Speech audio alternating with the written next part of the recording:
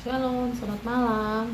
Eh, Jumpa lagi kita dalam pembacaan kitab suci di tanggal 20 Januari 2025 yang akan kita ambil dari Kejadian 28 dan 29. Sebelum kita membaca kitab suci, kita mau angkat satu pujian ya.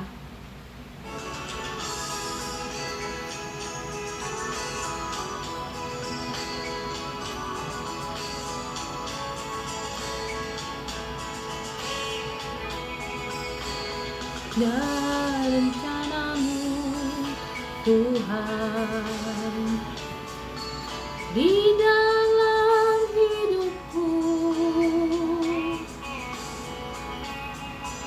walau ku tak tahu dan ku tak mengerti semua jalanmu. Dulu ku tak tahu Tuhan, berat ku rasakan, hati menderita dan ku tak berdaya menghadapi semua. Tapi ku mengerti sekarang, Kau tolong padaku. Kini ku melihat dan ku merasakan indah rencanamu. Tapi ku mengerti sekarang, Kau tolong padaku. Kini ku melihat dan ku merasakan indah rencanamu.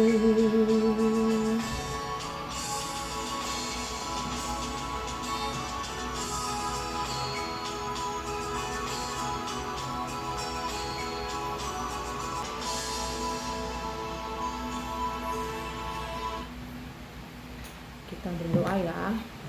Tuhan Yesus yang baik, hari ini kita mau pembacaan kitab suci. Tolong kami Tuhan, tolong kami mengerti apa yang ingin Kau sampaikan ke dalam hidup kami Tuhan, agar kami tahu dan kami boleh berkenan di hadapan-Mu. Terima kasih Tuhan Yesus yang baik, kami mau memulai membaca kitab suci. Haleluya, amin.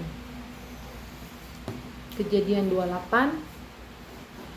Kemudian Ishak memanggil Yakub, memberkati dia serta berpesan kepadanya, "Janganlah mengambil istri dari perempuan Kanaan.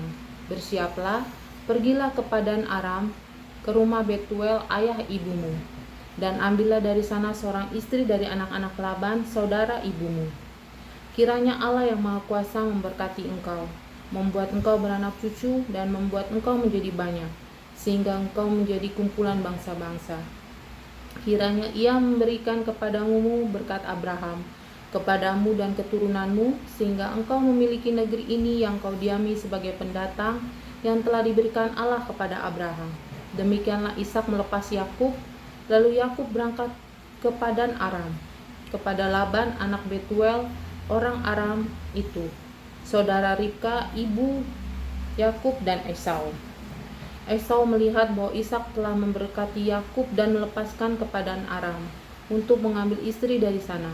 Pada waktu Ishak memberkati Yakub, ia berpesan kepadanya, "Jangan ambil istri dari antara perempuan Kanaan." Yakub pun mendengarkan perkataan ayah dan ibunya dan pergi ke Padan Aram. Melihat hal itu, Esau menyadari bahwa perempuan Kanaan tidak baik dalam pandangan Ishak ayahnya. Sebab itu ia pergi kepada Ismail dan memperistri Mahalat selain kedua istri yang dimilikinya. Mahalat adalah anak Ismail bin Abraham, adik perempuan Nebayot. Mimpi Yakub di Betel. Yakub berangkat dari Berseba dan pergi ke Haran. Lalu ia sampai di suatu tempat dan bermalam di situ karena matahari telah terbenam. Ia mengambil sebuah batu di tempat itu dan memakainya sebagai alas kepala, lalu membaringkan dirinya di tempat itu. Lalu kemudian bermimpi, tampaklah sebuah tangga. Ia kemudian bermimpi, tampaklah sebuah tangga didirikan di bumi yang ujungnya sampai ke langit. Dan tampaklah malaikat-malaikat Allah naik turun di tangga itu. Berdirilah Tuhan di sampingnya dan berfirman, "Akulah Tuhan Allah Abraham kakekmu, dan Allah Ishak. Tanah tempat engkau berbaring ini akan kuberikan kepadamu dan kepada keturunanmu. Keturunanmu akan menjadi seperti debu tanah banyaknya, dan engkau akan menyebar ke sebelah timur, barat, utara, dan selatan, dan olehmu serta keturunanmu semua kaum di muka bumi akan mendapat berkat. Sesungguhnya aku menyertai engkau dan akan melindungi engkau kemanapun engkau pergi. Aku akan bawa engkau kembali ke negeri ini, sebab aku tidak akan meninggalkan engkau, melainkan tetap melakukan apa yang kujanjikan kepadamu." Yakub bangun dari tidurnya lalu berkata, "Sesungguhnya Tuhan ada di tempat ini dan aku tidak mengetahuinya." Ia takut dan berkata, "Alangkah dahsyatnya tempat ini. Ini tidak lain dari rumah Allah. Inilah pintu gerbang surga." Keesokan harinya, pagi-pagi Yakub mengambil batu yang dipakainya sebagai alas kepala dan mendirikannya sebagai tugu, lalu menuang minyak ke atasnya.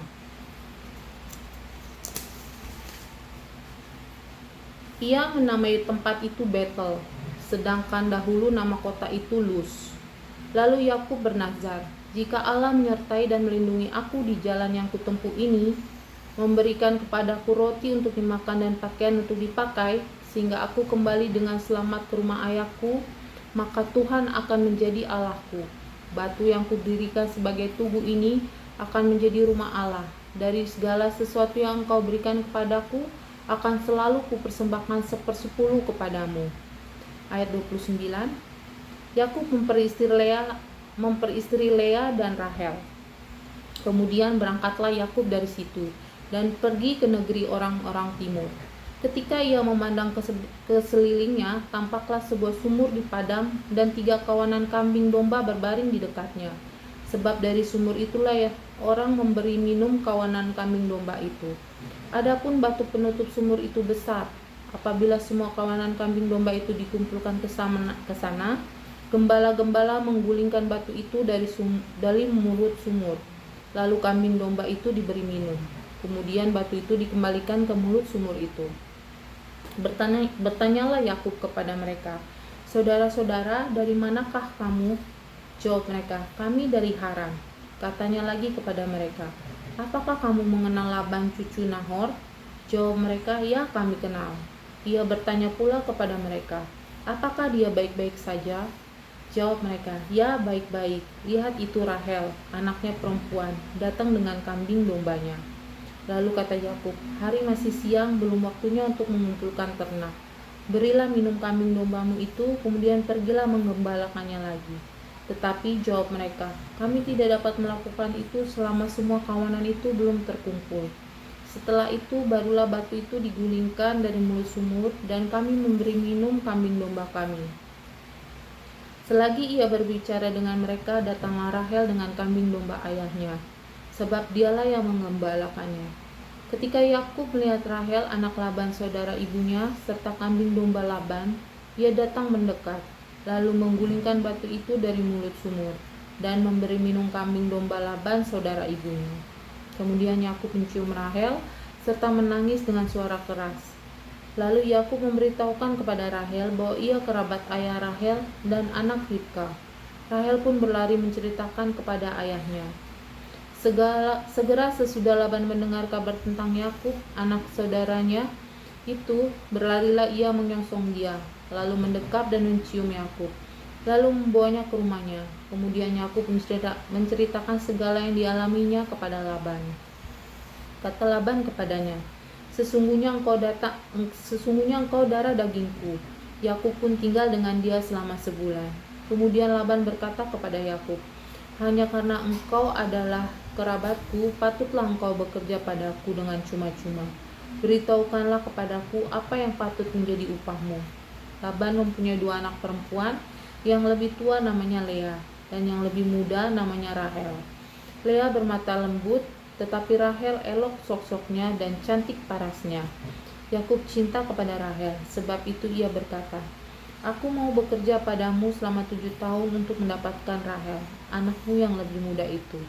Sahut Laban, "Lebih baik dia kuberikan kepadamu daripada kepada orang lain. Tinggallah padaku." Lalu Yakub bekerja selama 7 tahun untuk mendapatkan Rahel. Namun, masa 7 tahun itu dianggapnya seperti beberapa hari saja karena cintanya kepada Rahel. Sesudah itu Yakub berkata kepada Laban, "Berikanlah kepadaku bakal istriku itu, sebab jangka waktuku telah genap, supaya aku menghampiri dia." Lalu Laban mengundang semua orang di tempat itu dan mengadakan perjamuan. Tetapi pada waktu malam Laban mengambil Lea, anaknya, lalu membawanya kepada Yakub. Yakub pun menghampiri dia. Laban juga memberikan Zilpah, hambanya perempuan, kepada Lea, anaknya, sebagai hamba. Pada waktu pagi ternyata perempuan itu Lea. Lalu Yakub berkata kepada Laban, "Apa yang kau perbuat terhadap aku? Bukankah untuk mendapatkan Rahel aku bekerja padamu? Mengapa engkau menipu aku?" Jawab Laban, "Di tempat kami ini tidak biasanya orang berbuat demikian, mengawinkan adiknya lebih dahulu daripada kakaknya.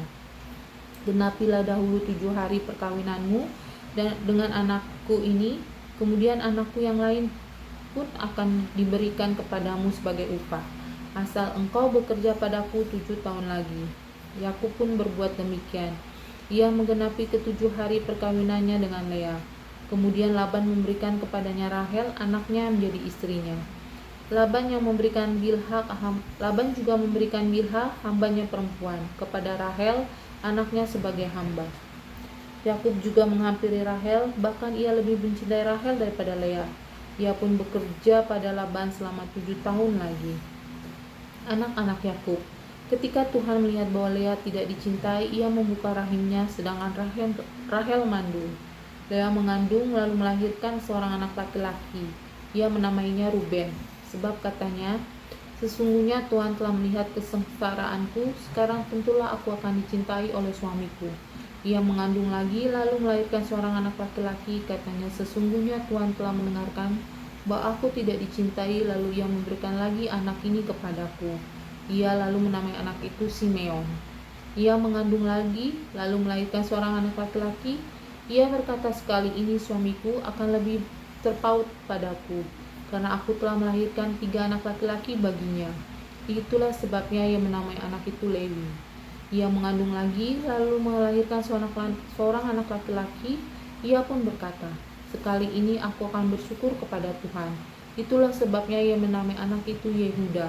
Sudah itu ia tidak melahirkan lagi. Demikian pembacaan ayat kitab suci kita yang ke-28 dan ke-29. Kita akan lanjut ke ayat 30 besok. Kita tetap setia dalam pembacaan kitab suci ya. Firman Allah yang hidup, yang menyampaikan isi pesan hati Allah untuk kita semua, agar kita tetap berjalan seturut dengan kehendak-Nya. Percaya dan yakin bahwa Tuhan itu luar biasa, menuntun kita ke jalan yang baik, yang benar-benar sempurna untuk hidup kita.